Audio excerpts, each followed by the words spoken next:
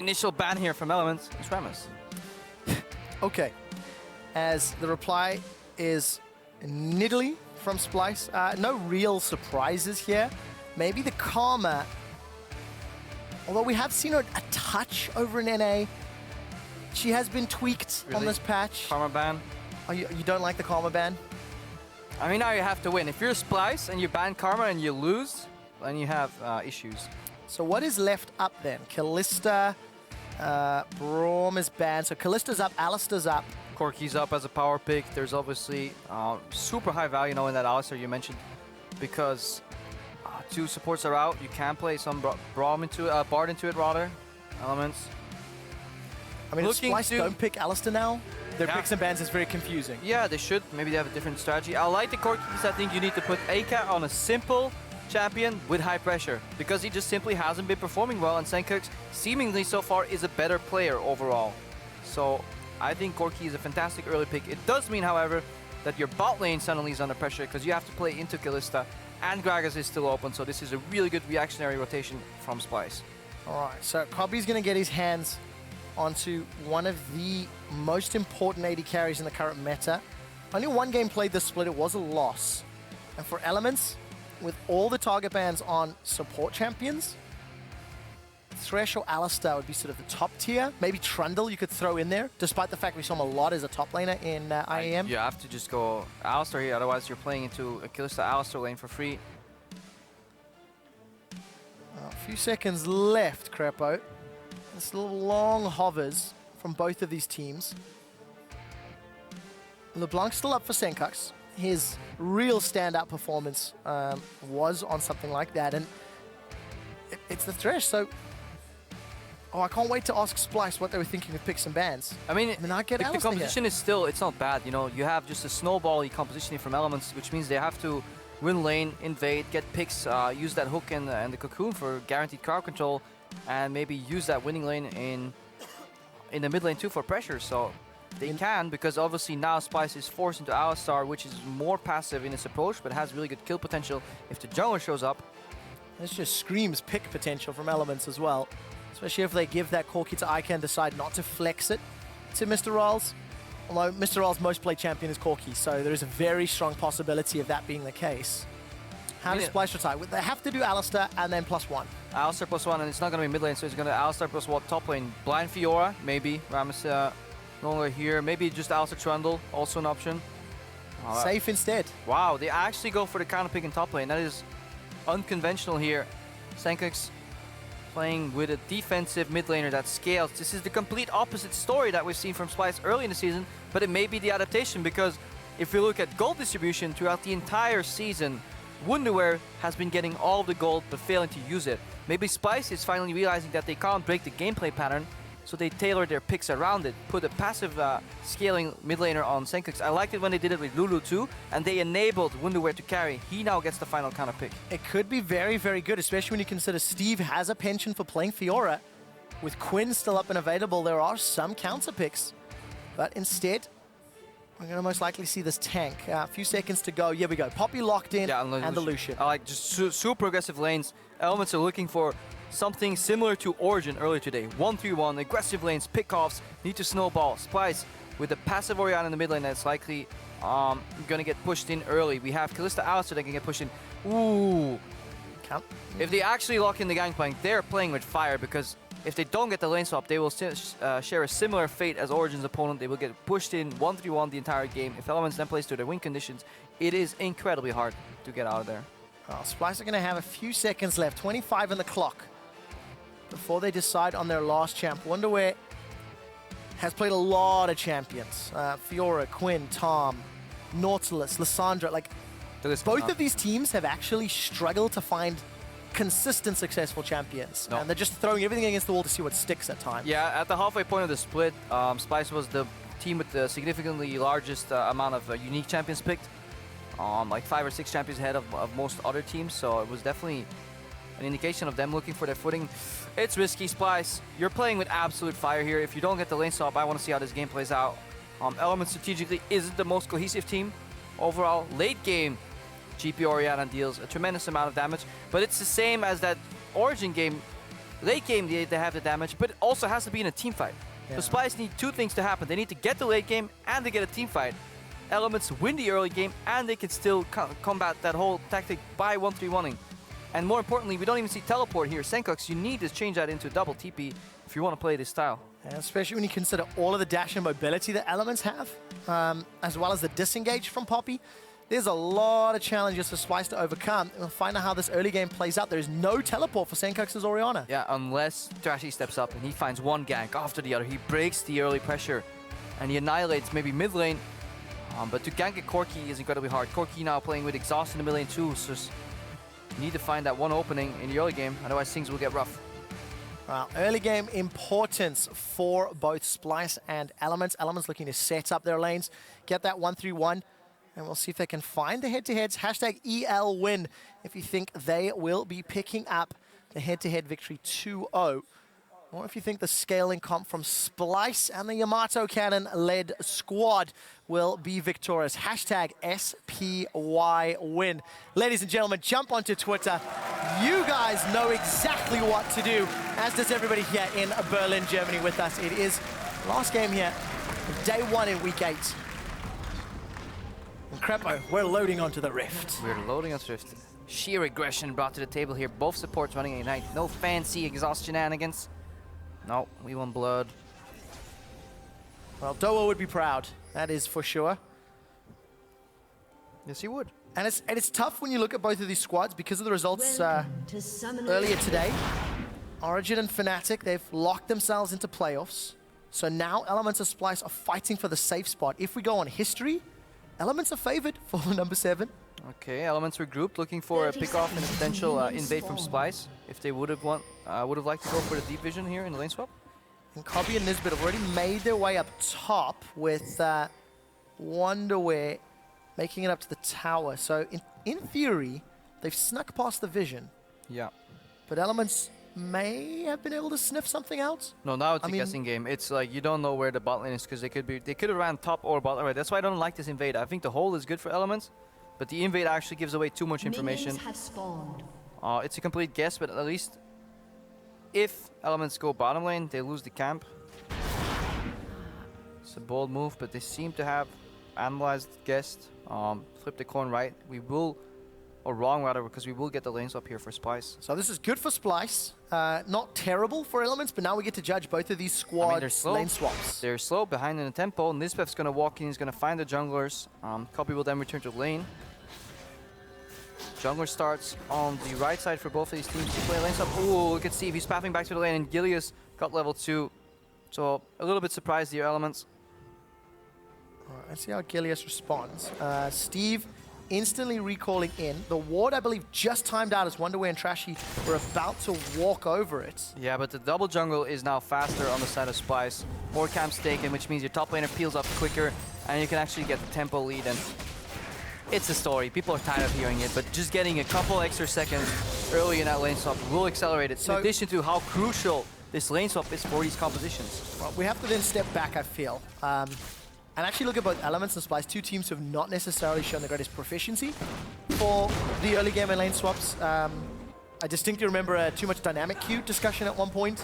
Yeah. So now we get to see in the time off and watching more games, have teams begun to grasp They how should. to make use of tempo. There is so much information online available, vault of every single counterplay to every single part of this lane swap. It has been completely figured out, and Splyce here with that lineup, look at the amount of damage their abilities are doing to the creeps, while their actual auto attacks are going to on the tower. And only just now is Elements arriving at this bottom lane, so they've guessed the lane swap wrong, they don't get a camp on bottom lane, and they're half a tower down. Obviously have a slightly bigger wave, but the tempo advantage on the side of Splyce. All right, so pressure on Splyce to make the next move. Gilius is invading on the right quadrant of the jungle. You can see that Trashy's already done the same and placed a ward behind. Yeah, if for some reason you are unfamiliar with this whole lane swap process, there's going to be a wave bounce towards Gangplank. Wunderwear is going to farm. He has a ward available in his lane that was placed by the support that will last a minute. The second he sees the enemy bot lane approach him, he will then initiate the push and base. Now, Elements' bot lane is going to path in to put pressure on the new tier 1 tower that's available and push off Steve off this freeze. The result is obviously that Steve is desperate for farm. He's on 2 CS, while Gangplank is farming up the Storm in complete safety. So that's the goal. The tempo lead manifests into your top laners getting ahead, and in some of these very snowballing matchups, that's exactly what you want to get. So important for a Gangplank. Needs to get truthfully to 2 items before he's completely online. See that? He sees Lucian coming, he's like, okay, pop goes the wave. I no longer get punished by breaking my freeze. And the enemy dual lane is already bottom, setting up that massive wave to crash into the tower. Wunderwear is now 11 CS ahead and experience of Steve. All right, so some kudos to Splyce. They've got steps 1, maybe step 2 under their belt. Now is when things become tricky, because now you have to adapt to what your opponents are doing, and you can see in the mid lane, Gilius is setting up, got some good vision, and there's a possibility of a dive, but I don't expect it. Yeah, the thing right now is, as well, because this lane swap is so tailored and so obvious, these passive matchups can go even on CS. Corki can't destroy an Orianna. Corki can get the pressure on the Orianna, then snowball that, but there's nothing to snowball on, because everybody's on the map doing the exact same thing, pushing towers. All right, Splyce will be able to secure tower number 2, a little bit ahead of Elements, but Elements have pulled more members to the tower, so that'll make up some time. So there is a variation of play where you push off for tier 2, but I think the smartest play right here still is to bounce this wave for Wunderwear, then have Splyce rotate to the top, pick up the Herald, and then go for a long lane push here. Just get that Gangplank as far ahead in farm as you can. And they make, again, the right choice. So Yamato's macro game, how he wants to play the game, is finally rubbing off on the Splyce boys and Elements. They're just like getting this Rift Tower, but I don't think they will be able to use it. We'll have to see how the next steps advance. So Elements pick up the Herald, Splyce will secure the Dragon shortly.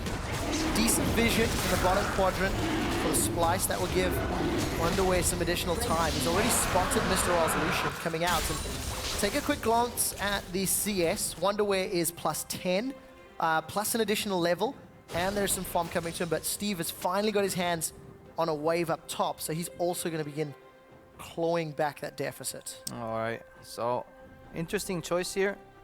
We're going to see Wunderwear being sent up because he can't farm 2v1 as well, and they don't want to let him die, so he's going back to the top lane. Bot lanes will match up. Finally, we will get any semblance of a laning phase, but we've had security in the early game already for yet again. We have to repeat that. This is a late game scaling composition here. Now, Fog of War is dangerous. Ward your brushes. Gilius gets spotted. Might collapse upon actually. Crash is waiting. Potential headbutt pulverize. I think that's going to have to be the combo. Gilius has already been caught by the body slam, but Trashy's got no mana left. Gilius continues to run away. Wow, that was a lot of damage from Red. Instant exhaust onto Kobbe. The flay pulls him back, but Kobbe has already used a flash, and first blood to Sprattel. That's not how I thought that was going to play out. I mean, yeah. Yeah, I mean, golf claps all around from the audience, because bit off more than he can chew, I believe, is the, I don't know what it is. The saying? Thank you. English? Should we start casting in Zuid-Afrikaans? I mean, my Dutch is close to it. I really hope not. I really hope not. No. My Afrikaans is very lacking, my friend. Kan nie Afrikaans praat hier. Luister? Right, that's all I'm going to give you. So, I understood you. And well, it's barely. But yeah, but that's not due to your Afrikaans. Yeah, okay. That's a different problem. But yeah, overall here, back I actually talk about the game once in a while. Elements gained a lot of momentum again that they had previously lost. Splyce, a little overstep. They did a good thing chunking out the jungler. They overstepped their bounds a little bit. Elements, again, they have plenty of times to get back into the game. Just like with Origin, when they played a similar composition, they have room for failure. Because they have the bigger spike in the mid game, because they have the side lane pushes, and because they have a 1-3-1 that they can still execute. How well have Elements watched that, though? Well, we will find out. Elements have got a 3-man stack in this mid lane. Gilius putting a good set of vision on the top half of the map. That will enable both Eika and Steve to play around the respective halves of the map. And for Elements, can be happy enough just farming away. But I think some props to Wunderwear. He continues to stay ahead in CS, plus 20, and has been since the beginning of the game. Generally hasn't met an opponent yet. Of course, of course. No, but this kudos to Splyce, right? This is kudos to Splyce. Exactly. Yeah, not only do they find the lane swap, they react accordingly to Elements' invade. They then play the lane swap beautifully in every single step of the decision, and that manifests eventually in like a 30 CS lead. Now we see Eika pick up the package. Splyce is ready. They have defensive wards. They are wary. Look at the respect Wunderwear is giving. He's letting his opponent farm because he knows he's under pressure. And But we'll call for desperate don't challenge for red. Don't challenge for red. Don't do Wunderwear, it. he's going to do it. He's going to do it. Wunderwear step forward and a big package is delivered. The barrels are chained and red buff, I think, was secured by Gilius. Wunderwear burns his flash to get away. I mean, yeah, you get the red buff here. So a little overstep, a little greedy. You want to just tilt his opponents. Greed is not good, my friends. Doesn't get you extra gold here. No, not today. 10 minutes on the clock and even gold. All of a sudden, once the scripted nature of the lane swap is played out, Splyce's play is a little on edge, a little over-eager maybe. That's the pressure just overall from this Elements lineup. They can force you into making mistakes here, but I mean, Trashy upon the picky. Well, Gilius jumps out. And what goes up must come down. Very good cocoon onto Nisbeth and his support from Elements. Flash over the wall as Nisbeth Teleport coming in to keep his beef secure. The flay is used. Fate's Call. A flash from Trashy. The explosive cast can still be used, and Trashy's going to hold on to the cooldown. It actually was available, just opted not to use it. MrRallez now going to look for more. Kobbe is going to get pinned against the wall, and Splyce give up 2 kills. Yeah, and where is Wunderwear's teleport? Where is, at least to scare them off and then cancel it? Where is his cannon barrage to slow these guys down? Splyce, they go for an aggressive pick-off against the pick competition. That is, you have to nail that execution, and you know you will not be able to burst the Elise. Gilius, as he repels up, Pulverize is missed on the floor. Watch this again. So they get Gilius. Barrel misses, Pulverize misses, he walks out. At this point, Splyce are absolutely screwed. We need to see a cannon barrage here to disengage. But now teleport comes in, Eika goes in aggressively. Alistar gets pulled out, but at that point, they're completely on the back foot. This is not the style they want to play. They're playing an aggressive early game with almost the most late game scaling composition. Crucial mistake from Splyce, but Elements. Look at all these aggressive flashes. They're really punishing Splyce where they need to. This is something previously they may have hesitated on. We saw 3 or 4 aggressive flashes here. So Elements are understanding the point of the game and getting some kills. Exhaust is down on Nisbeth. Shockwave thrown onto Eika. An aggressive belt forward and a gentle love tap from Trashy. The cannon barrage comes down and Wunderwear gets a kill. First one for Splyce. Trashy actually helping Eika out. So there you go, buddy. This is what Nisbeth gets for wandering into the river alone. Hey, Eika does drop down here to Wunderwear. That's big, because now he's accelerated to the Triforce. He will be able to start putting pressure on the side lane earlier against this Poppy, but still. Especially because he's down in CS as well, technically. So that kill and assist actually going to put him marginally ahead. Enough gold for a ward. Ward? Well, they save lives. Yeah. Win games. Because you can ward and then you can see the enemy coming in the jungle and choose not to fight them. And Nisbeth, I don't know what he's doing in the river here. Begs the question here. Sprattel's favorite food is not fillet of fish, it's fillet de cow. Sencux gets knocked forward. This turnaround here, so Eika is like, I got him, guys, I got him. Oh, no, globals. Gilius has been very on point with those cocoons this game. 3 or 4 that's found targets in high pressure situations, and while we were in the replay, Elements to the Doom's Eve, second time this game. I think it was picked up by Gilius. Yes, it was. Yeah, so he's roaming with additional movement speed here in the jungle. Elements still complete control of the game, and I just want to, like, I know I tunnel on this concept, but if this was standard lanes, Splyce would have been in this position from minute 1, and they would have had so much pressure on them. So many games today, we've seen compositions that stand or fall by a lane swap. Either they get entirely annihilated, or they just needed to survive, and it's such a risky drafting approach that can just cost you so many games. Let's see if it costs Splyce. They're down 1,000 gold. Elements will have no problems securing their first dragon. 2 relatively early dragons, actually. 13 minutes in and 1 apiece for both teams. But look at Wunderwear. He's managed to shove that wave in to the inner turret up top, and the rest of Splyce are applying pressure middle and rotating. Yeah, they're grouped. Again, this is exactly what we saw against Origin. Elements, 1-3-1, split push, Splyce, team fight. They want to push in one wave, create an objective for momentum, and then be able to rotate on the tower so they can at least trade. They want to fight in higher numbers here. Orianna Gangplank, extremely strong team fights. Let's see if the ball delivery system of Alistar or Gragas can be used. Cowball. We need some more Cowball. The Cowabunga ball for Splyce to win a wombo combo team fight. The potential is there. 2, 3-man knockup, shockwave, cannon barrage, and that's it. That's a lot of squishy targets on the side of Elements. I mean, Runic echoes Elise.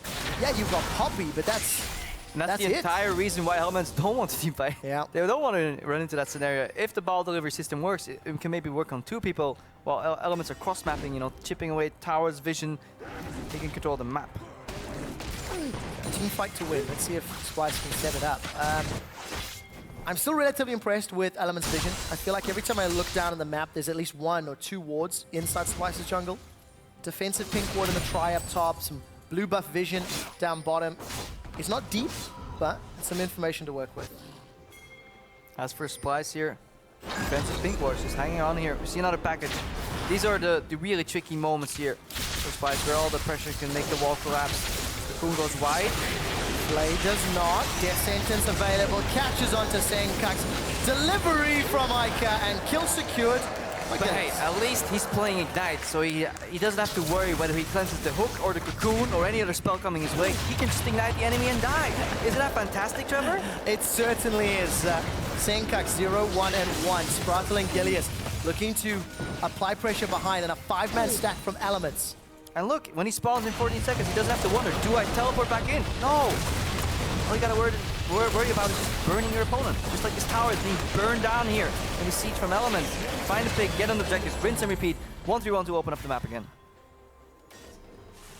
Well, very well played from Elements as the mid-game is rolling out. Twice now the package is available. Twice I believe was used for at least a kill. That time a kill into tower. So heads up play. And that's what matters. I mean, Elements have got the tower lead. So despite all of that early game advantage Wunderwear's built up, he's 500 gold up. Trinity Force just completed, so that's a big activation point. Yeah, that's a spike Eika already. is the same. Yeah, Eika sitting on probably the biggest power spike here for Corki Triforce for his auto-attack trades. And then obviously the Magic Pen boots here just to enable that poke. Chip away, force Sencux on the back foot. And this is what you see. Splyce are waiting for the waves to arrive. They can't actually aggressively push out. Then Elements layer in between those lanes. They litter the enemy jungle with some vision. Wards everywhere. They're complete control, complete information. Then the only variable is their decision making, which has been a pretty large variable for Elements this season. Yeah. But they seem to have a decent understanding of how to close out here, how to accelerate their lead. Yeah, definitely confident in proactive play. Once they got a couple of opportunities presented. Gilius once again moving in to clear out wards. Look at this. Destroying another pink, placing a pink of his own. Pushing the vision, setting up for this inner top turret. Yeah, because waves give you vision too. Whenever you push in, they're defending. You now have 20 seconds to do something on the map. And obviously that gives you time to get the deep vision. And then you can reveal one of your opponent. Then you want to collapse. You want to spread the net open and then get it stuck, you know, around one guy here in the jungle. That's a complete waste of a barrel for Trashy, but he's left with very few opportunities here. Sencux gets jumped on. Steve runs him down, throws out the buckler. I was watching that on my screen. The way that started was Sencux gets into a trade with Eika. Eika just exhausts. Sencux no longer has the damage. Ignite was on cooldown, and then obviously Steve pushed in the bottom lane. He came in right now. We saw Wunderwear still have Cannon Barrage on cooldown. No teleport into help either, because he was stuck in the bottom lane. So Elements, they push out the lanes. Then while Splyce is dealing with the lanes, they get a numbers advantage anywhere, in the jungle, in the mid lane, to make a pick. Make that pick count. There's no towers available just yet, but all the vision is set up for either another Herald or potentially a tower push. MrRallez is picking a fight with Kobbe, has the support of Sprattel. Predicted the flash, wasn't quite able to get the distance. Yeah, the hop, didn't think of the flash. Either way, just almost there. Going flash for flash on the Kalista is still worth it though. You have to go for that play and then pray that you get the highlight montage. If not, you still burn your opposing AD carry's flash. And that's what you're doing. Pick comp, you don't get rid of their summoners. And look again, Elements 1-3-1, push all the lanes. When somebody's dealing with it, we can now see Steve peel off into the mid lane. We can see Elements slowly but surely taking these objectives because they always know exactly where Splyce is. And that's the danger of their composition. Nif's lasagnas helping Elements find their footing. 6-1 up, 3,000 gold. I think it was the third Herald as well. No abundance of cheese though in lasagna. Just clean, well played. I think Vitality are lactose intolerant. Can deal with the cheese? Apparently not. But it's interesting seeing all the Rift Heralds because during IEM, I think it was... Oh, I can't remember where I read it, but I read somebody talking about how EU teams are a bit more infatuated with Rift Herald. I think it was Kelsey Moses saying it, actually. Yeah. And it just sort of got me thinking about it a little bit more, because I somewhat disregard the Herald at times, and we're seeing it now become integral. We couldn't really see any value from it. It's like, okay, it gives you a buff to minions that then die into the tower. But in a lane swap scenario where EU teams were so far ahead of the curve already, they kind of incorporated that into like phase 3. So tier 1 towers trade, massive wave push that then gets accelerated with a Herald buff. You could sacrifice a dragon for that, but you still get the quicker tier 2 tower. Again, tempo means advantage, means time 1, which means pressure, which means eventually you get ahead. That's kind of the way you want to play it, and Rift Herald suits that beautifully. That's why we see increasingly more priority on that Herald being used for well-timed pushes with big waves. Yeah, Cannon Barrage was used by Wunderwear down bottom. He defended the bottom inner turret, but Elements just say, peace out, bro. And they just go knock over the mid inner. So 4 towers down. Yep. Very, very good mid game. Dragon number 2 is available. Is he going to help them in that 1-3-1? And look at all the vision to do this safely. Yeah, Elements always have control of all the information here. So the only variable, like just we said earlier, is their decision making. And so far, they get the Herald, the tower. They get the Dragon with 2 people, peel off 2 more. They're looking for potential teleport in if Steve needs to help. But again, this is the execution phase. Now they go back to build up. Thin out. Splyce will be forced to spread out their resources too. They're playing a team fight composition. We said it earlier. And look they at this. just can't afford to split up. Bottom turret. Splyce try to defend middle. Arrival 8, lose that. Lose Dragon. Try to clear their own jungle, and now Elements just punish. It just hurts to see this because it's how we lost so many games in Season 3. It's like, why aren't these guys team fighting us? We have such a good team fight combination. Like, no, maybe they should, you know? Have you heard about split push? Splyce clearly have not all their eggs in a team fight late game basket, but they forget that there's the first 20 to 30 minutes to be played. And the thing is, Splyce actually committed to this very early on, right? That Orianna was second rotation, and then closed it out with the Gangplank instead of maybe something that could have tried to challenge the Poppy, tried to handle the split push. And Elements was ready for it early on too, because they had the option to pick Alistar, but they went for the Thresh, knowing that they just wanted to play more aggression, more picks. They don't want to wait for the questionable late game shot calling. And yeah, props to them. They have improved in these 2 weeks. Yep, definitely the case. And again, to remind everybody, these are the 2 teams that are currently tied in the battle for 7th place. Wunderwear not even going to chain the barrels together, unfortunately. I think Steve had just stepped out of range. And the turret is under pressure, and there's some vision in the jungle as well. His goal was not Steve, though. He wanted to get those minions that were right behind Steve. Just make sure that they hang on. But again, it's a familiar sight. I don't think Splyce even remember what the river looks like. I don't think they've seen it. Like, I know this brush. I've been in this brush before. It's my safe space. Well, Elements don't care. They'll knock over anything in their path. Take a look at this. Eika actually used the package already. It was picked up a little bit ago. May have timed. Wave pushing towards Elements down bottom. So somebody's going to go deal with that. And that top inner turret is the last one that remains. They need to force the Gangplank ulti somewhere, and then they can attempt Baron baits here. Look at Splyce here too. 1 blue ticket goes down. They likely will need to change for a 3rd one here, because every time, like every step they make, every move they make, every step they take, Elements is watching you with all the vision, waiting for you to step into your inevitable demise. Hook in the face, cocoon, anything. Anything that gets them the kill. But Splyce, they have to step into it. Bottom lane, bottom well, way. they don't, they just lose Baron. You know? There we go. They don't have to step into it. They can also choose slow and merciless death by split push, you know? Yeah. They omit to make a decision. Steve was sent to clear out the bottom wave and will try to put pressure on Wunderwear. Wunderwear's got the Essence Reaver second item.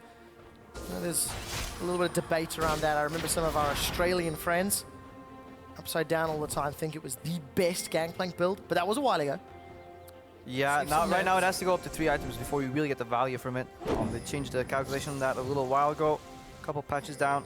And also interesting that we're seeing Wunderwear and GP even after the nerfs in 6-4. Splyce though, invoking their right to the 5th Amendment. He's not doing anything. Let's take a look. Trashy eats the Kalik. Body slams away. Element's very committed to defending that pink ward, at least for now. But they've not pulled Steve in. Steve backed away from Wunderwear. Yeah, they need potentially the TP. They need Steve to tank the Baron. Gilius can do it for a while with some Spellvamp, but Elements can't go for the sneaky 2 or 3 man Baron, I feel, because they'll get chunked really hard. As I say that, they are going for the sneaky 2 or 3 man Baron. But let's see how long they can do it. Was I right? I love it when I'm right. You shouldn't do it because you can't actually tank it. Right now they lose all the momentum. The build-up from the last 3 minutes is wasted because they can't predict that Baron does damage. Whoever would have known. Not Elements. Steve is backed away, forced Wunderwear out. Is very, very relevant as that tank. Sunfire, Frozen Fist, Spectre's Cowl. A lot of vision still for Elements to play with, so if Splyce stick around in this river, something they've not seen for a while. They could get punished. Or we may see Fate's Call having been used here on Nisbeth, or at least an ulti to get out. Well, there's nobody else to deal damage. Gilius did 30% Nisbeth alone, and now has the support of MrRallez and Sprattel. All right, Baron dance. Is there enough vision remaining for Elements to pull this off? First step is always the minions, so you see that Elements ping the top wave. They identify step 1 again, so while we're almost like making fun of them for starting Baron, the entire setup was good though. You have to repeat that. They have been prioritizing minions when they should. They have not been opting into these teamfights from Splyce. That's good. They're going for a collapse here though, because Gangplank's in the bottom lane. They certainly are. Steve comes in. I don't think he even had home guards. And the fizzle. Yeah, this is where it all kind of starts breaking down. A little bit of a random teleport from Steve into the mid lane. While now Wunderwear has TP advantage and the pressure in the bot lane. So while MrRallez identified that, hey guys, we're 1v1, guess what, let's split push. Steve and the remaining parts of Elements weren't on the same page. They do get a rotation to top lane with that zone, but I don't feel that's worth the teleport right now, because Wunderwear is happy with how that played out. Yeah, especially because Steve wasn't able to even really assist his team for any potential fight. Tower chunked down to about, what, 15%. Infinity Edge picked up for Eika in terms of itemization. Kobbe on the Kalista. Hurricane plus Blade of the Rune King.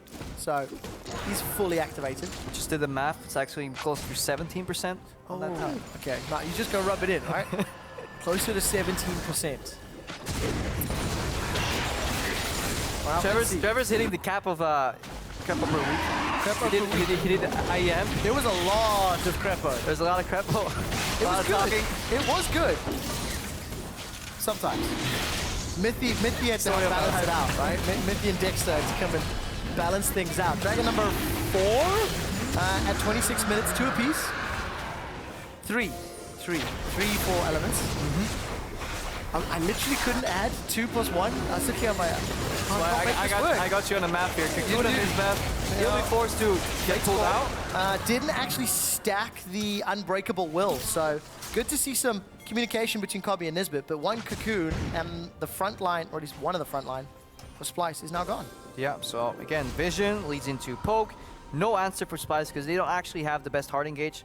While they do have a lot of combination tools in these teamfights, Body Slam Flash is the only engage that is not incredibly telegraphed, because Fate's Call can be flashed, Orianna ulti can be flashed, Wunderwear's ulti is zoned, but it's really hard for Splyce to really find these teamfights, and as long as Elements respect that and don't opt into these fights, they're 1v1, despite having the lane swap upon them, despite making some mistakes, they're still in full control of this game. It is their game to lose.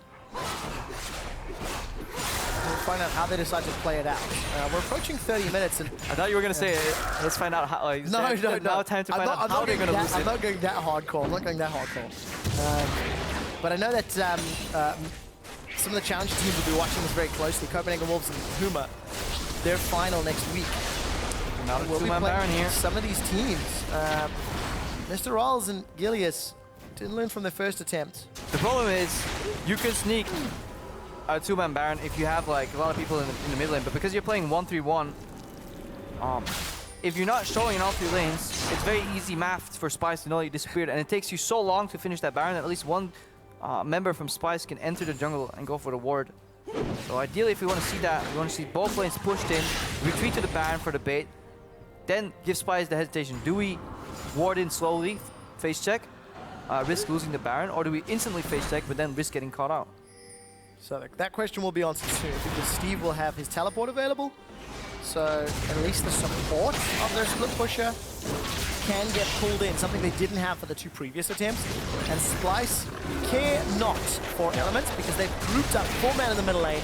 Will take Ross that to the top right now. He can't peel back to the fight. Elements going for the collapse when they can simply take top lane inhibitor. They want to force a fight. And they have found Trashy. Cannon Barrage comes down, a 2-man knockup as Kobbe and Nisbeth are on the retreat. Unbreakable Will is available, as is the Fate's Call. Gilius ramps up into the wall. Fate's Call to pull backwards. Shockwave only jumps onto Steve as it was flashed away from the rest of Elements. That is Steve down. And instead of going for the safe play, Splyce are winning a team fight. It's what Splyce wanted. It's what their team comp was designed to do, and it's a 3-for-0. And it's literally one guy in the car who's like, woo, just Elements. Just through the game. Mental facepalm here. They had all the options to 1-3-1. Fantastic fight by Splyce. Don't get me wrong. Because people are like, Krepo, why are you whining again? It's just, it hurts me. I can't see it. It's just they've recognized the play the entire game as they get the Baron right now on Splyce. Elements have recognized the one playstyle that got them ahead. The entire game, 1-3-1, split up, go for towers. MrRallez right here, top lane's open. Elements do not have to fight this. Right here, they do not have to fight this. At this point, I repeat, they do not have to fight this. But Wunderwear comes in, keep your eyes on Sencux. He holds his ultimate on Orianna long enough to get zoned. The barrels come in here, one guy flashes, but Steve gets caught out. He dies to lost Ray Ignite arrow as well. Eika evacuated into the team, I believe, or something happened. He got knocked in by Nisbeth.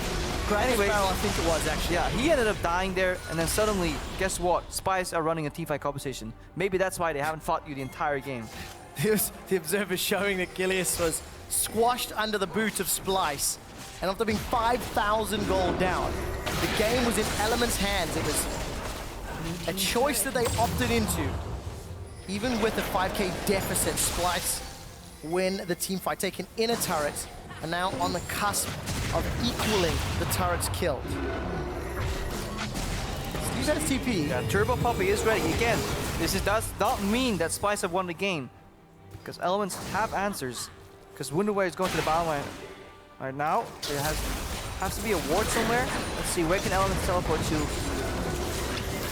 Baron pits, Turbo Poppy's coming in, but he's got a long distance to cover. Wunderwear available for Wunderwear as well. The aggression comes forward, no pin onto Kobbe. Cannon Barrage is out, Splyce are peeling away. A lot of ultimates available as Elements are under the tower. Wunderwear's hold his nerve and has not teleported in. Defensive hold for Elements. Yeah, Turbo Poppy comes in from the flank, but then comes from the front anyways.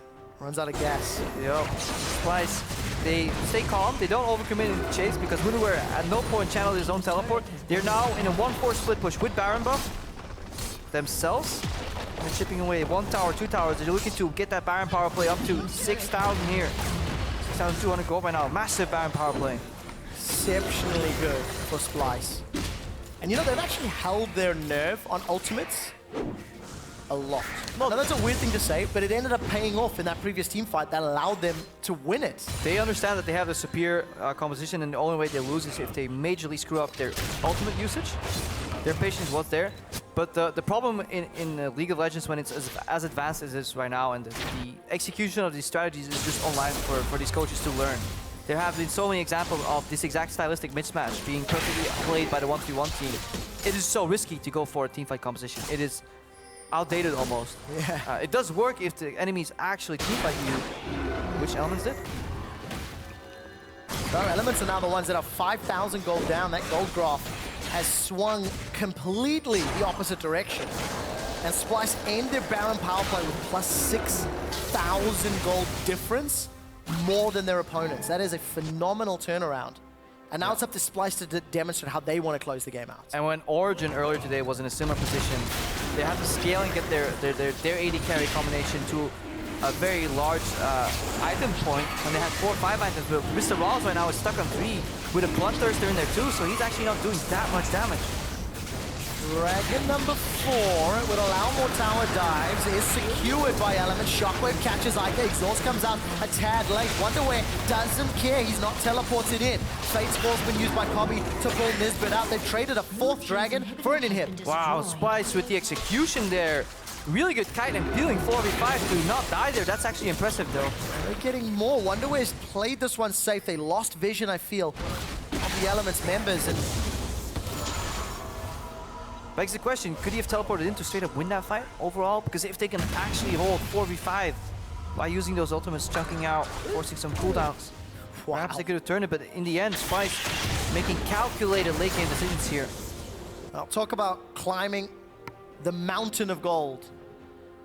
The interesting thing that we're in now, Krepo, is despite this gold swing that you can see on the graph, despite the super minions up top, Elements are one dragon away from Aspect, which benefits their team comp. But in order to get Aspect, they have to potentially team fight. Yes, but the way you go around that is exactly the entire way they've gone around it the game. You don't team fight them straight up. You push the lanes to force them back. Guess what? They're all pinned down in their individual lanes. Now that objective is opened up, you can liberate it, and then you can easily take it. That's how you deal with split push versus team fight. That's why split push is stylistically in the early to mid game the counter to team fight, because you have the stronger lane matchups. But we're adding late game right now, and these lane matchups are not as crisp and crystal clear anymore. Orianna late game deals tremendous amount of damage. Wunderwear is accelerated in this game. He has Flame Horizon Steve. You know, technically in lane swaps that doesn't count. Yeah. Still doing exceptionally well. Sterex completed as we have a brief pause. This is like a timeout when the coach steps in. Hey guys, strategy call. If only. That would be a cool concept. Halfway through a game, calling the coach and hey, what should we do? Panic. But I like the concept that you had of the Dragon Pit. In order for Elements to get Aspect of the Dragon number 5, they need to liberate the objective. You gotta go Kalista, free the dragons. It's a well, it didn't work out too well for her. It's a great concept because it's something that Elements had the ability to do earlier in the game. They have, and then they, instead of liberating the top inner turret, they elected into locking themselves into potentially a promotion tournament spot because of that, you know, option or that decision to team fight. And a split-second call. That's the thing with like scrims and lane swaps. The early game you can always play. Minute 1 to 5, okay, analyze. Scripted almost. You know, the decision tree for lane swaps is out there. If X, then Y. Yeah, literally. You could code an ideal lane swap. But the later you go into the game, the more variables you have, and the harder it becomes to really copy that playstyle. And you need to not carry on to these like absolute decisions, but it goes more about philosophies. Like, what do we do in certain stylistic situations? And that's when we talk to Prolly a lot, actually, from H2K. He's like, when I watch some play, I go talk to my players, and I make sure they figure out why they need to do something and why this happened. I don't care if you missed that CS, because that's up to you. You know that you need to get the CS. But you go holistically, you go philosophically. Yeah, that word. I got you. You just talk about general strategies, and that's what Elements is lacking in the mid game, because they seem to have mapped out early to mid, but mid to late, they're still struggling. And that's something that Prolly tries to imbue in H2K. Yeah. Is like, if a player doesn't understand, it's my fault. And if I explain it different, they still don't understand, it's my fault. Yeah. I've got to find a way to break through. Guys, there is a problem with regards to Sencux at the moment. Apparently it's because he can't move. I don't know if he knows he's been cocooned. We will find out as the guys are looking into it. But we've got a replay of that last dragon fight where Wunderwear elected to continue pushing top lane. Yeah, so let's talk me through what you're seeing here. Is there any, so he could technically ward TP in to go for the 5v5 fight. It's hard to force it here. That hook goes wide. This here, the turn here with the ulti here, Trashy does get caught. He has to flash out, but Sencux steps forward as his team is on the defensive. And that's what I like to see. That means Splyce's team fighting is solid. Because if Sencux actually steps backwards there, Trashy could be sacrificed and engaged on. But he steps in when his teammate needs him to step forward for zone. He gets the aggressive ulti onto Eika, and then obviously the 4v5 plays out with Wunderwear taking down that inhibitor. And right now, they were in a split push. They're setting up again. So Splyce really understand these team fights. Yeah. It's just a big leap to take to get to that point. Yeah, you can't run the risk. Survive 25 minutes with Gangplank Orianna, arguably maybe getting 2 items Kalista, then decide to play the game back. Now, it's working somewhat against Elements, because Elements opted into that. They went for the fight, that old school way of thinking, so to speak. But for Elements, they're one dragon away from Aspect. Yeah. How important, I mean, will Aspect win the game for Elements? Is it that big? I mean, you gotta look at what does Aspect give you? It gives you a burn in these fights, so it can help you in team fights only if the team fights go long, which they have. Like, we see these decisive team fights where Splyce, why do they win? Because they hold their ultimates long enough. But we have champions like Lucian and Corki that can poke away. Steve doesn't really poke, but he survives long enough. Then all these additional bonuses from Aspect do carry in, because not only do you get the burn, all your initial bonuses get double too, so you have so much value from that 5th dragon that could actually lead to a teamfight win here for Elements, because the amount of stats it gives you will nullify the gold lead that Splyce currently hold. Yeah, and the team compositional advantages in some way if those fights continue to play out. So you can see the QA, they are on stage. I've just reached out to Sencux, and I'll get you an update as soon as we can. Yeah. Itemization, nothing really super stands out except for the fact that Wunderwear has just got so many toys to play with. Sterex, Essence Reaver, Infinity Edge, Trinity Force. I mean, that is a terrifying Gangplank. If he manages to connect any barrels at all, those very, very squishy members of Elements are just going to get, well, deleted. Definitely, and we actually have the time now to look at some of these like crucial phases of the game. I believe we have the teleport ready too, where we can take a look at potential play that Splyce could make as the logo transition on the screen. So here, if you want to flank, you got to go up here, Steve. You got to go behind. So there is no point in flanking to only then knock on the front door. Just walk from base if you want to do that. So Steve completely screws up his flank here. He had the opportunity to go beyond the enemies, pop the W. That means Alistar can't actually combo you, because you will only combo you if you're in Q range, in pulverize range. That means Elements could have collapsed 4v5 here. So that was a potential game-turning play here that Elements neglected to see. And it goes back to what we were saying. Early game decision making, good. They understood their roles, but late game, they don't follow the same philosophy overall. And also some credit again to Wunderwear. The teleports that we have seen from him have been impactful. 2 or 3 times he's held his TP but secured objectives instead. I'm looking at my screen really quickly. Yeah, that inhibitor is still down. So thanks to that dragon replay we showed you a few minutes ago, it was enough to break open the base. And Eika is right now in base 2. You guys can't see this, but he's at the verge of picking a package. So we're in the middle of a bit of a standoff here in the jungle for people that forgot what it looked like. So if Splyce forget that package exists and they kind of commit to the team fight, we could see Eika surprise, because in these small corridors, these choke points, package late game deals a tremendous amount of damage overall. That's where Elements want to hold them. That's where Elements want to fight them, and that's where Elements want to try pick up 300 gold for every kill and stop them. But deep. Yeah, I was trying to channel my Leonidas. It didn't quite go the way I was hoping, but yeah, just the 300 reference. It all starts exactly. seeping in. It takes a little while here. Yeah, I know. It's an old one. It's an old one. Golden oldie. And sadly, there was never a sequel. Yeah, that's actually true. That They totally did not make a second movie of the 300 series. Sadly, it ended after 1, right? It really did. It really did. Update as well, guys. You can see the technicians on screen. They are busy working with a movement-related issue on Sencux's machine, and we'll give you an update as soon as we get something from the QA guys. But yeah, Splyce versus Elements, both teams at 4 and 10. The winner of this game will hold sole position of 7th place. The interesting thing is, if Splyce close the game out, they are then 1-1 in head-to-head. So if there is a surprise or an upset from Elements, there's going to be a tiebreaker for 7th. Yeah, that's going to be interesting. Love me some tiebreakers. It's incredibly hard to hear because our in-house audio is echoing and it's tilting my life right now. Because when you're saying it, everything I hear in double, so bear with me. It's so nice, Krepo. You know what? I have a solution for that. Twice. Let's just go to the analyst desk. I think they can talk about it. Oh no, we have to go to the analyst desk. That means something is still not fixed. We are finding out, and we'll get back into the game as soon as possible. However, we've just seen, 20, 30 minutes worth of a game, and you wanted to talk a lot about lane swaps in this game specifically, even though what happened after is also quite interesting. What did you want to touch on? So, we don't want to talk about the lane swap that happened in this game specifically, but more if it was the correct decision for Splyce to lane swap or not. So we talked about it, you know, their composition, Kalista, Alistar, they had the Gangplank top lane. Do you guys think lane swapping here was the best decision, or was it better to take standard lanes to kind of slow down the game a little bit and get level 6 on Alistar and so on still back? I think that since they had Kalista Alistar, since I play Kalista a lot, I feel that her laning phase is really strong. So you should probably abuse it by following the 2 versus 2. I think they lane swap because they wanted to follow, which I'm not sure, but I think the best thing is to follow, and since you have the Alistar and the GP ultimate, you can easily slow push the wave level 6 and make a dive on your opponent.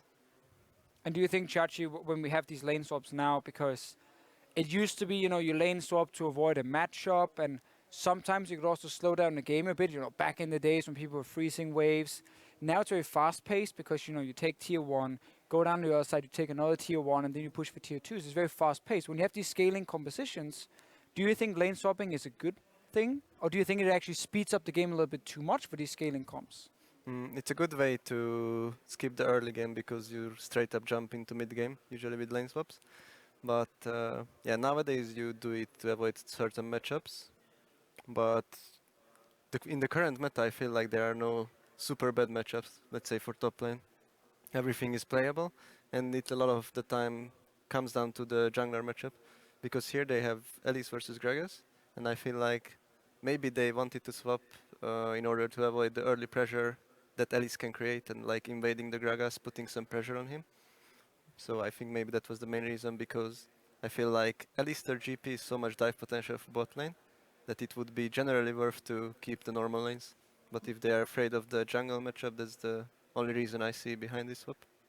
After the early game, though, Elements got really far ahead, and you mentioned the Elise versus Gragas matchup, and we saw a lot from Splyce that they were invading really riskily in the middle of that game and getting caught out, which gave Elements a lot of kills. What does that say to you about the disconnect maybe between this is what we want to draft from Yamato and this is the way we want to play?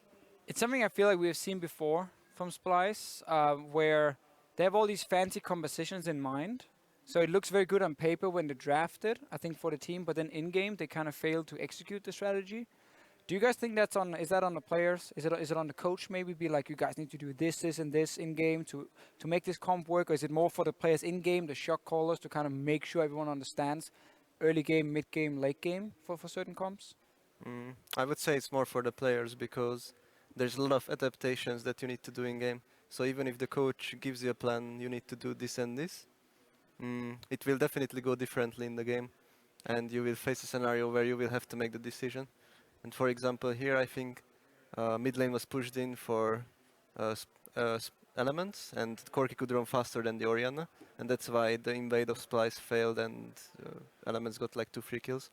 So it was a bad decision by Splyce here, but maybe they thought that invading here is good. They just didn't wait for mid lane to be optimal for them. Yeah, obviously, it's not easy to make those calls. We saw today in your game versus OG that you guys also had these very important decisions to make. How do you reflect on that game now? It was incredibly, incredibly close, Steelback. For this game, I think we had the game in our hand because I felt our draft was stronger. So we wanted to look to teamfight them. But we kind of misunderstood how to play the map, because we had double TP, but we got pressured on silence. So I think that was the main thing. We couldn't pressure the map properly, so they just kept on pressuring us, and then we had a fight mid lane. I remember that we won, but then we went for the end. We wanted to end the game, but we couldn't. Kind of the same for me. I felt like we kind of slowed down the game at one point because we needed to push out top lane, but none of us really did that job. So we just got pressured in all the time, and we couldn't do anything for like 20 minutes, and then we just overforced team fights, I felt like. But yeah.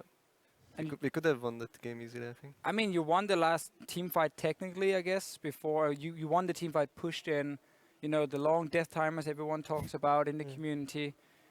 Your guys' point of view, are the death timers too long? Are the towers too weak? Like, what makes the game, or what is it that people are complaining about? Is it a correct thing? Is it the fact that death timers are too long late game? Is that why we have some of these big team fights into an end? I think the death timers maybe are a bit too long for late game, but in our case it would have been better if it's a bit longer. So we can actually finish. I do hear that the players are ready, so we'll pick this conversation back up after the game because that's what we want to see, of course. So back over to our casters and the game. Thank you very much, guys. It's always great hearing from players on the desk. As an update to the situation, there was a network-related issue that didn't allow Sencux to actually move or dodge the cocoon. He was caught out after speaking to the teams. Elements are going to allow Sencux to just back away and move out of the way because of the network-related issue that caused the problem. So we will be jumping back into the game. Sencux will be able to escape and move away. This tells me that as a team, Splyce were aware that the package was a thing. and probably why they paused, saying there is the threat of losing somebody, and they're going to get themselves set up. So we'll give you an update once we get back into the game. It should be very, very shortly. And Krepo... That actually just happened. So there was a Cocoon on top of Sencux, and there was a Thresh in flash hook range. That's why, obviously, it's very important that you need a network to step away from that Cocoon. Interesting here to hear from Splyce, or from the guys from Unicorns on the desk, on why that lane stop happens. Kind of disagree with Steelback's point, but that's the beauty of bot lane matchups. Everybody always has an opinion of what wins 2v2. That's the point where I really hope we can get some coaches inside, what their take is on that 2v2 matchup, what the pivotal reason was, were they matching, because all we can do is obviously speculate.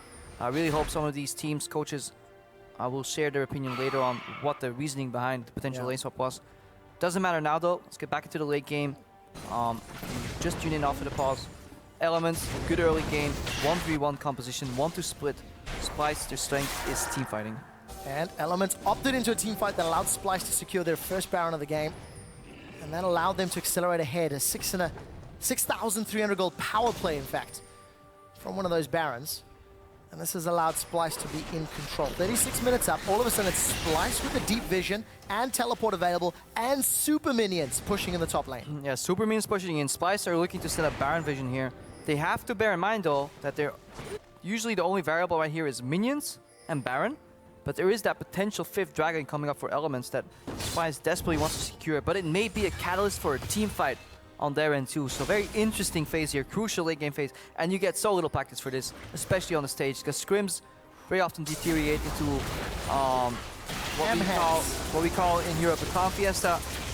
You see teleport coming in here, flying here from Elements. This time round, Steve does better, but Sencux has been able to flash away. All Splyce need is some cowball. Nisbeth's looking for it, but he can't find a shockwave opportunity. Fate's call is used. Nisbeth gets pulled back to Kobbe and lobs back out. Nobody goes down, and everything is thrown in. Trashy fails the explosive cast. He knocks Eika out of the fight instead of in. Elements going for the force play, the team fight, but they have to respect the team fight potential from Splyce. But they play it well. They keep everybody alive. And they must have felt cornered, because if Elements want to opt in for a team fight themselves 5v5, it means they're running out of options. 2-minute timer before Dragon number 5 spawns for Elements, if they want it. And with Baron up and alive, what cooldowns are available for Splyce? Only the shockwaves. A couple of flashes littered around on the side of Elements. Keeper's Verdict will be available for Steve shortly. Yeah, they need Nisbeth to get his Unbreakable back up, because otherwise he can't peel. He will fall over or get shredded like a piece of paper. He needs that ultimate to zone and buy some time, but Elements, they also need some time here because they need to deal with that massive wave on the Nexus Tower. Reaction from Splyce is to start the Baron. The Winions working in favor of Splyce. That's one turret down. An inhibitor will be respawning fairly shortly. Splyce started to build up HP for Barons on the bottom left of your screen. 21 red stacks and a gigantic boot sends Nisbeth away. That tanking, peeling power is removed. So Shockwave pulls Steve backwards for a few seconds longer. The heal comes up, faces the mountain, saves his life for a few seconds longer before Kobbe takes him down. But crucially, Baron has been stopped. Yeah, Elements buy some more time, because this is about the 3rd or 4th time that Nisbeth has pulverized the floor under a repelling Elise. We can't point that out enough. That was big, because it may have just been enough for Eika to flash in. Eika does flash in, will not find the kill. He's caught out, finally gets one more tip, probably from the Gatling cannon. Baron once again has been stopped. Elements are playing with their lives. MrRallez dashes forward. Dragon's up in 30 seconds. Baron is still alive, and the inhibitors respawn. Elements do the unthinkable from being Nexus Tower down 4v5 against a teamfight comp. They win that fight, they peel off, and they even get a kill. Eika with an aggressive move, something we're not used to seeing from him. At least not with success, but right now they're trapped in the pit. Oh, definitely trapped for days. Sprattel is sent back after being caught up by the explosive cost. Eika will get caught mid-pulverized as MrRallez takes down Nisbeth in the back line. Eika and MrRallez looking for more. Wunderwear will look to blow the barrel up, unable to do so. The minions plus super minions take out the inhibitor in the top lane once more. It's a 4 for 3 at the end of the day. And the tower's under pressure. Guess what though? Dragon's live. 2 AD carries are heading that way. Trashy's in the base right now, so Elements working with information. They're gonna get Aspect here. Question is how many members will get it. This is an interesting sequence of events here. Elements managed to hang on. Gilius should have been dead there. He should have been punished. He played it perfectly, but yeah, Nisbeth, that pulverized, we kind of have to go back and look at it. Such a crucial, it's a little thing you don't really notice, but At this point in the game, there's some questionable decision-making. Elements for going for that return Baron was so audacious. Perhaps is the word we're going to use here, but it pays off. Raw's late game damage. Approaching those 5-6 items. Still hasn't found the money to upgrade his boots, but poor times. But we'll talk about that later. For now, Aspect on 3 members. Gilius and Sprattel were still down when it was secured, so Elements, based on members that truly, really want that, it is available. Sterex Gauge as well as the rapid fire cannon for Eika. Alright, we need more Kobbe. We need it now. Trashy gets caught by the death sentence. The hammer sends him away. That's a very good verdict. Fate's Call temporarily buys time, but Nisbeth hops into the retreat. Baron was already secured, and now Elements have Aspect plus Baron buff. They have stats for days. Yeah, what an exciting finish here to that game, because it was a slow mid-game with some back and forth, but Elements with some newfound tenacity pulls that out. Gotta give props to them to go for these decisions, because after you make a couple questionable mid-game decisions, usually your reaction is to just, yeah, you choke, you freeze. You're like, okay, I don't want to be that guy that throws us the game with another bad call. And Eika flashes a wall, stops Baron, yeah, and sets up the chain of events that give Element the proverbial lead. That's so much pressure though, because I've been that guy that's made the bad call on Elements. It's not the one you want to be overall. And right now they have the Baron. They get the siege up here. No split though, so they're looking for poke with that Aspect. A lot of damage. That was a decent dissonance onto Gilius. Orianna with a lot of ability power, over 600 right now. Gonna look to set up a shockwave. One good shockwave can still win Splyce a team fight, despite all the buffs. Yeah, Elements maybe a little rash in their approach. They just want to chip away. They have rapid fire cannons though, so they have the siege, they have the range advantage. Look at the tower just melt away. Obviously that tower burn is now doubled as well. Aspect infinitely stronger. There's a gigantic wave pushing against Elements down bottom. Steve has a teleport available. Somebody will have to deal with that. The game will maybe be over by the time that wave hits. Look at that split push. 4-1 initiated here by Elements. Split up Splyce. Don't give them, just watch the ball. Sencux wants to, no, Sencux needs to connect for Splyce to have a chance. They were given a breath of life and an opportunity in the mid-game after Elements had such a convincing start. All of a sudden, Steve winds up the verdict. Doesn't like that creep. Does not indeed. It's sent backwards. Inhibitor number 1 dropped. That will even out the supers in the top lane. Somebody still needs to deal with somebody, the wave down bottom. Yeah, and look at it. A few hints of smiles on the side of Elements, and very concerned faces on the side of Splyce here. Feel the tension in the studio. MrRallez gets poked out, half HP, has to dash out. Momentum on the side of Splyce here, moving forward.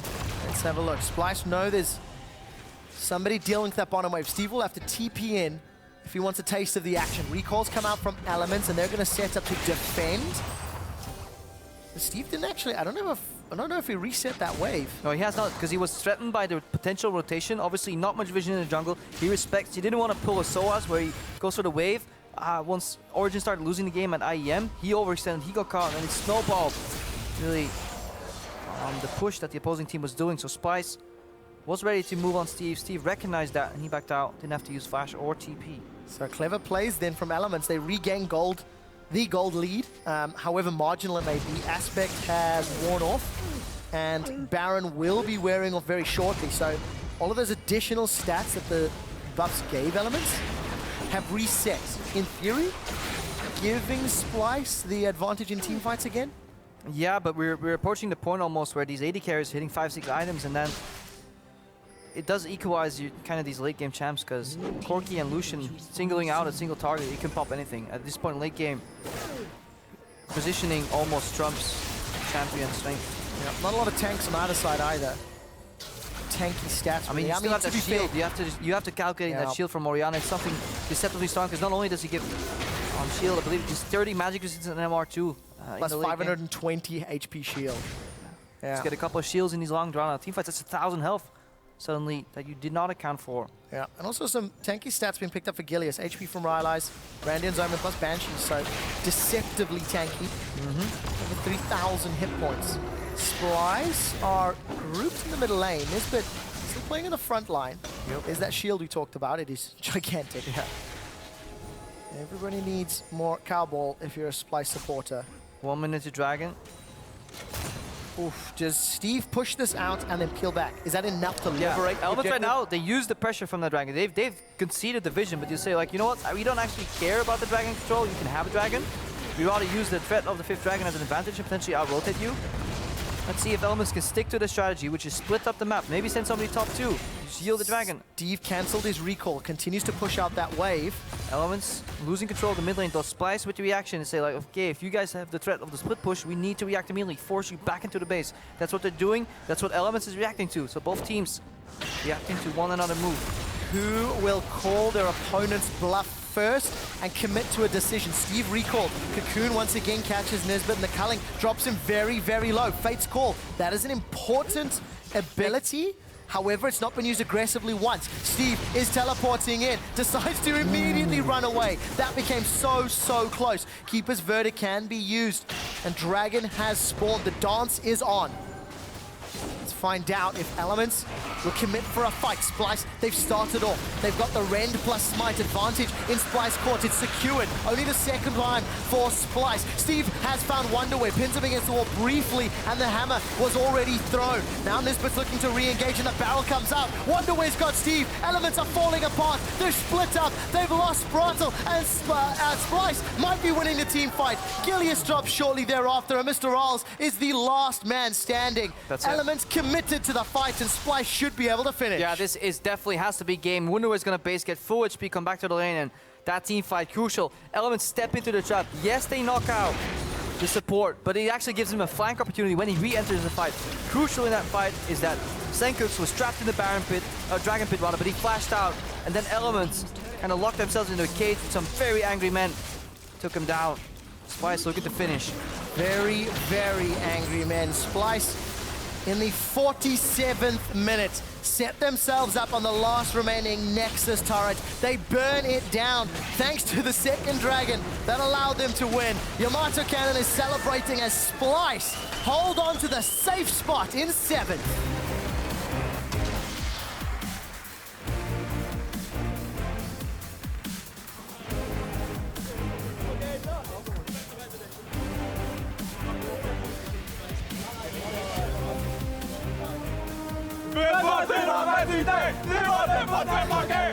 So great to hear that celebration. And ecstatic faces for Splyce. Yeah, I mean, late game, they had a strong composition. In team fights, they had a strong composition, but Elements, they did show the counter. They exposed Splyce's weaknesses. The dagger was like 2 inches from the heart, but just not quite far enough. And that meant that eventually, Splyce could crawl back into this game. Long, hard-fought battle, 47 minutes, 10 seconds on the board. Swings in control. I mean, if you looked at this game as if you took a screenshot of the game at 2 or 3 different points, Elements are definitely going to win. Splyce are definitely going to win. Elements are again going to win. Under the assumption that team plays their style perfectly, but that's the thing about League. And that's why people like certain color casters, name starts with a K, ends up Repo. Why stop whining? Because people will not play perfect. That's what we have to assume. Unless your name is Rocks Tigers, SKT at times, there will be failures, and that leaves opportunities for the opposing team to punish. And Splyce, they found that punishment. They were down 5th Dragon and Baron, and they still held on. So important for the standings. This win puts Elements at 5 victories, 10 losses, and it puts puts Splyce at 5 and 10, and it puts Elements at 4 and 11. So crucially, the head-to-head is tied, and with both of these teams with those incredibly challenging strengths of schedules, very difficult teams still to play in the next week and a half, Splyce may have bought themselves some breathing room to make it to Summer Split. And just with the performance